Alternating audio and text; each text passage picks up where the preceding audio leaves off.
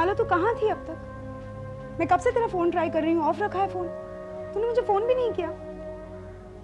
मेरा मूड ठीक नहीं था। तू मुझसे नाराज तो नहीं है ना? तुझसे नाराज होकर कहाँ जाऊंगी?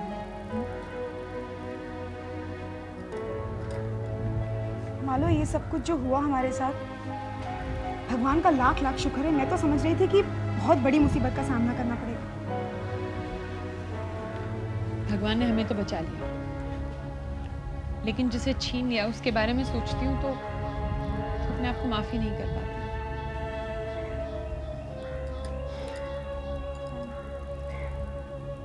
सैडेस्ट थिंग इज उसका एक छोटा सा बच्चा भी है। उसी के बारे में सोचकर तो अपने आप से नफरत होने लगी है। शीतल, हमें सजा होनी चाहिए। ये क्या है? मेरी बेटी की जान की कीमत तो मुझे नहीं चाहिए। मैं कुछ समझी नहीं। तुम्हारा बाप हॉस्पिटल वालों को और पुलिस वालों को पैसे देकर खरीद सकता है, तो क्या समझता है कि मुझे भी खरीद सकता है? ये आप क्या कह रही हैं? तुम्हारे बाप ने अगर पैसे देके पुलिस वालों को और हॉस्पिटल वालों को खरीद कर गलत बयानी नहीं की होती तो आज तुम दोनों जेल में होती। अरे तुम क्या समझती हो कि मेरी बेटी की जान बिकाऊ थी? हाँ, दुनिया में ऐसे लोग भी होते जो जान की कीमत लगाते हैं। देखिए, मैं आपसे पहले भी कह चुकी हूँ कि इस बारे में मैं कुछ नहीं जानती। बल्कि मैं तो, देखिए, मैं मानती हूँ मुझसे बहुत बड़ी गलती हो गई और इसकी मैं हर सजा भुगतने को तैयार हूँ। उसकी जरूरत नहीं होगी। अरे तुम्हारा बाप क्या समझता है कि पैसे देके वो केस वापस ले लेगा? अरे वो क्या वापस लेगा? केस तो मैं वापस लेती हूँ। मुझे तो इंसाफ चाहिए था, जो नहीं मिला, जो यहाँ नहीं मिल सकता। और मैं सजा देने वाली कौन होती हूँ? है ना, ऊपर वाले की अदालत सजा वो देगा, क्योंकि उसकी अदालत देर है, अंधेर नहीं है।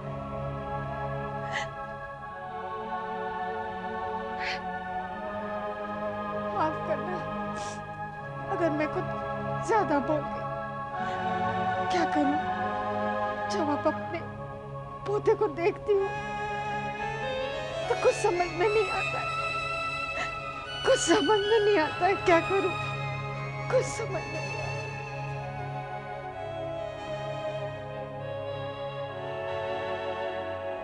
सोच भी नहीं सकती थी बाबूजी कि आप इतना गिर सकते हैं। I am really shocked.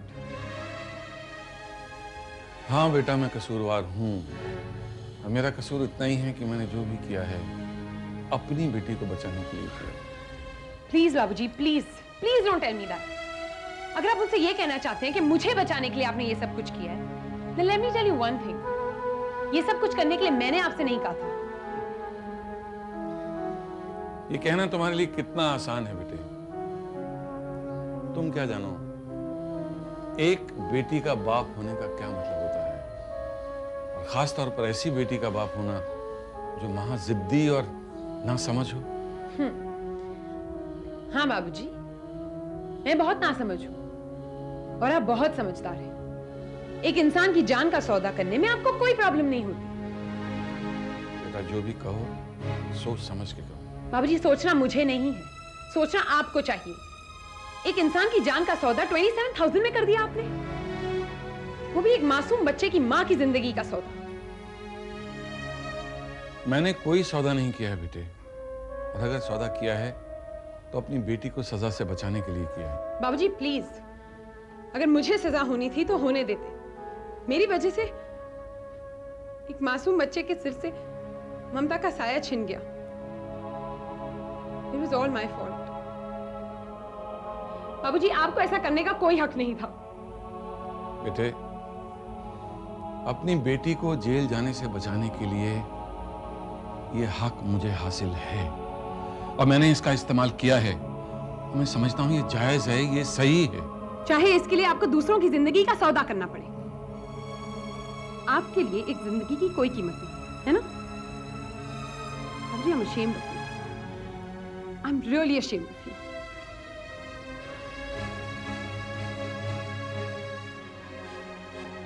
रोज पूछता है मम्मी कब आएगी। अब मैं इसे क्या जवाब दूं? यूं ही गुमसुम खड़ा रहता है। आंटी, इसके पापा कहाँ हैं? वो होता तो इतना गम न होता।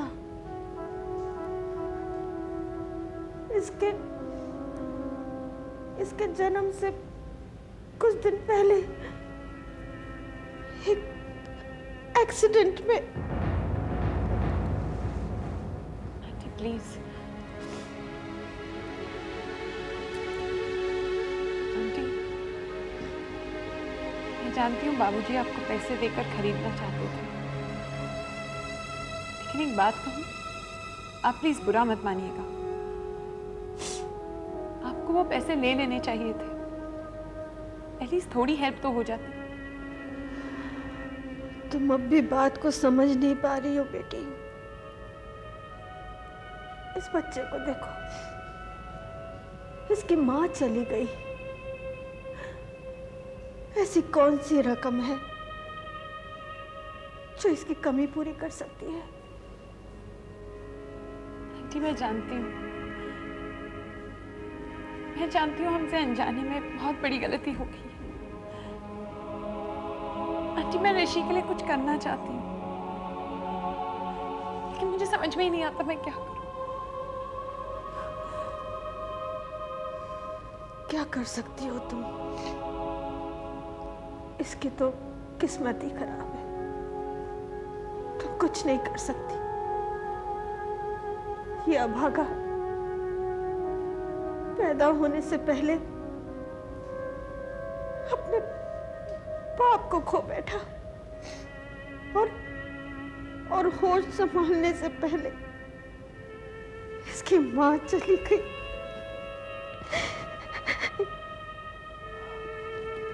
कुछ नहीं हो सकता, कोई कुछ नहीं कर सकता।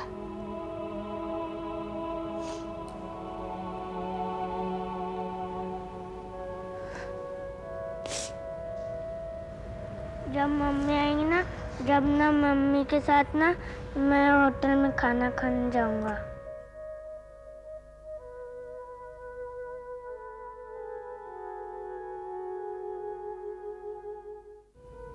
आज मैं ऋषि से मिली थी, बहुत ही प्यारा बच्चा है। पता नहीं माँ के बिना कैसा होगा वो। वो अपनी माँ को बहुत मिस करता है। उसे देखती हूँ तो ऐसा लगता है जैसे मैंने उसकी माँ छीन ली हो उससे। माँ होती ऐसी है, बच्चा अपने माँ के शरीर का एक हिस्सा होता है। वो अपने माँ को कभी भी नहीं भूल सकता। हाँ माँ, कभी कभी सोचती हूँ तो ऐसा लगता है कि माँ और बच्चे का रिश्ता भी कितना अजीब सा होता है। मैं तो इस उम्र में भी आपके बगैर अपनी जिंदगी के बारे में सोच भी नहीं सकती। और फिर ऋषि तो एक छोटा सा बच्चा है। बच्चे को इस उम्र में माँ की सबसे ज्यादा जरूरत होती है। तुम इस वक्त ये सब इसलिए महसूस कर रही हो क्योंकि तुम्हें उससे हमदर्दी है, लेकिन ऋषि के दर्द को और इस रिश्ते की गहराई को तुम तब समझ सकोगी जब खुद माँ बनोगी। माँ, जब इतनी सी उम्र में बच्चे अपनी माँ को खो देते हैं तो ऐसे बच्चे बेटी बहुत बदनसीब होते हैं। उनकी जिंदगी का विकास रुक जाता है। उनके लिए जिंदगी एक बुरा सपना बन जाता है और वो सच्चे प्यार का माने जाने नहीं पाते। क्योंकि जिंदगी में माँ के जैसा सच्चा प्यार कभी भी कोई भी नहीं दे पाता।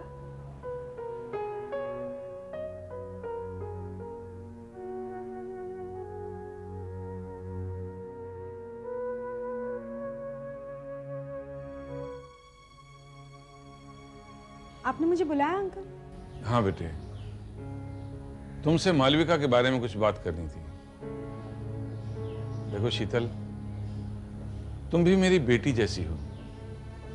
जैसी मालविका वैसी तुम में और मालविका में कोई फर्क नहीं है बेटे। अगर फर्क है तो बस इतना कि मालविका मेरी इकलौती बेटी है और उसकी जिम्मेवारी मुझ पर है। हर बाप चाहता है कि उसकी बेटी की शादी हो, वो अपने घर जाए, अपने ससुराल जाए। मैं भी, तुम्हारे पापा भी, और हम सभी ये चाहते हैं। जी मैं जानती हूँ। तो तुम ये भी जानती होगी बेटी कि मालविका अपनी जिंदगी के बारे में, अपने भविष्य के बारे में कुछ नहीं सोच रही। वो बर्बाद हो रही है और मैं उसका बाप होते हुए भी कुछ नहीं कर पा रहा। उसकी बर्बादी का मंजर देख रहा हूं। तुम्हें क्या लगता है शीतल, ये फ्रेंडशिप, ये दोस्ती, ये रेस्टोरेंट, बस यही जिंदगी है? तो अंकल इन सब के लिए मैं रिस्पॉन्सिबल हूँ? मैं ये तो नहीं कहना चाहता बेटा। हाँ, इतना जरूर कहूंगा कि तुम्हारी भी कुछ रिस्पॉन्सिबिलिटी है। मालो की जिंदगी में तो बस दो ही बातें हैं, एक तुम यानी शीतल और दूसरा रेस्टोरेंट। आप क्या सोचते हैं अंकल? मैं मालो के बारे में नहीं सोचती। मालो मेरी जिंदगी का एक हिस्सा है। वो हर चीज में मेरे बराबर की पार्टनर है। अच्छा, अगर ये बात है शीतल, तो तुम्हारे रेस्टोरेंट के लीगल डॉक्यूमेंट्स में मेरी मालो का नाम क्यों नहीं है?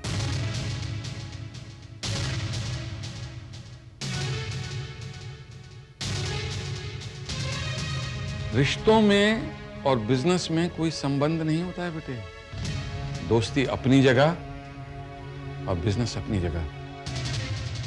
सच बात तो यह है बेटे कि वो तुम्हारी सोबत में खुद को भी भूल गई है।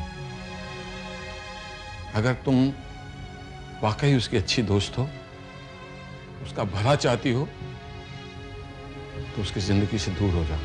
मालो के बिना मैं अपनी जिंदगी सोच भी नहीं सकती। बस बस बस, इन्हीं बातों ने मेरी बेटी का दिमाग खराब कर दिया है। वो शादी भी नहीं करना चाहती, वो अपनी जिंदगी बर्बाद करना चाहती है। और एक बात और कहूं, सुन पाओगी? ये कैसी दोस्ती है तुम्हारी कि तुम सब तो शादी करो, अपना अपना घर बसाओ, और मेरी बेटी तुम सबके लिए अपनी जिंदगी कुर्बान कर दे?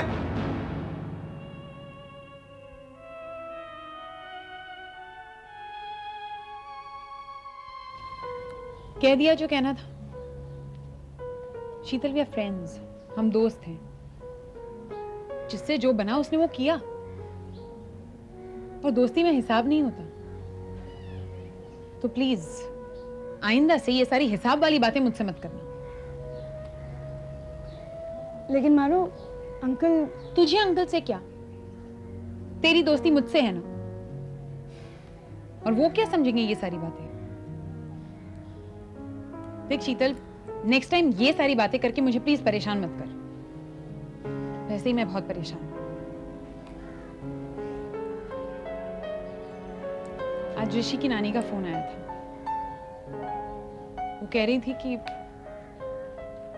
ऋषि कहता है कि रेस्टोरेंट वाली आंटी को मेरी मम्मा के बारे में कुछ तो पता होगा। मैं उनसे मिलना चाहता हूँ। शीतल, ऋषि wants to meet me. मालो मेरे ख्याल से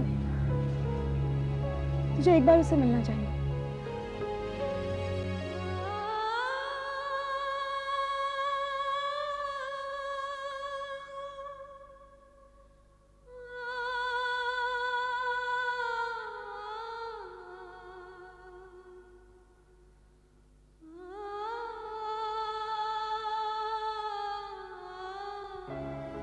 कल मेरा बर्थडे है। अच्छा, मम्मी कब आएंगी? ऋषि, मैंने आपसे कहा था ना कि मम्मी भगवान जी के पास गई थी। जब भगवान जी उन्हें छोड़ देंगे ना, तब वो आ जाएंगे अपनी ऋषि के पास। मम्मी ने कहा था कि पिंक वाला केक लाएंगी। अच्छा, मुझे पिंक वाला केक बहुत अच्छा लगता है। आपकी मम्मा आएंगी और पिंक वाला केक भी लाएंगी। लेकिन मम्मी कैसे आएंगी? पिंटू कहता था मेरी मम्मी तो भगवान के पास गई है, वापस कैसे आएंगी?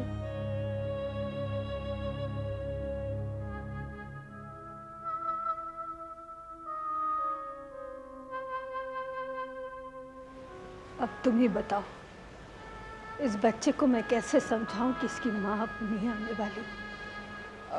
आंटी, मैं इसके लिए केक लेकर आती हूँ।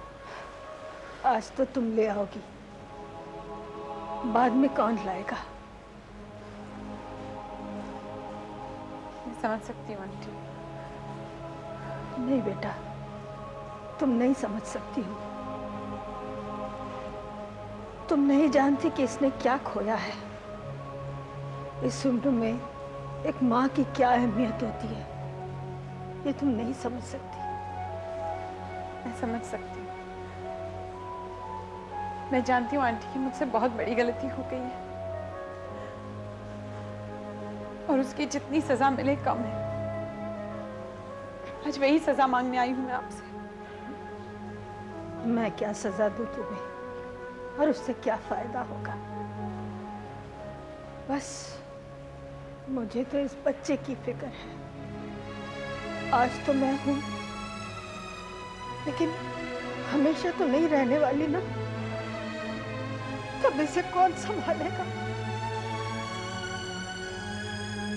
मैं संभालूंगी इसे।